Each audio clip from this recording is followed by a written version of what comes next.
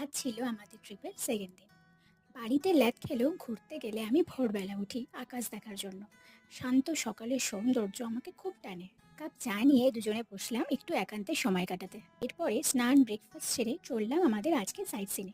আজ আমার সঙ্গে সমস্ত খারাপ জিনিস ঘটার ছিল। প্রথমেই আমরা চলে গিয়েছিলাম যোগীঘাট বিচ আর রিয়াং নদী দেখতে। এত সুন্দর হাওয়া আর মেঘলা ওয়েদার ছিল, আর জল ছিল বরফের মতো ঠান্ডা। জল থেকে আমাদের উঠতে ইচ্ছা করছিল না। আর এই সুন্দর ওয়েদারের ফটো ভিডিও করতে করতে হঠাৎই আমার ফোনটা জলে পড়ে গেল।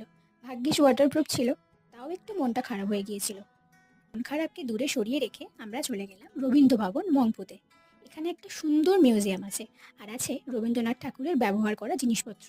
ওর এই শান্ত সুন্দর পরিবেশের ভিডিও করতে গিয়ে আমি আমার নতুন ছাতাটাই হারিয়ে ফেললাম। মনটা আরও খারাপ হয়ে গেল। এসে হোমস্টেতে ফিরে সুন্দর একটা লাঞ্চ করলাম। আজ আমাদের লাস্ট ডে, কাল চলে যেতে হবে, তাই মনটা একটু খারাপ ছিল।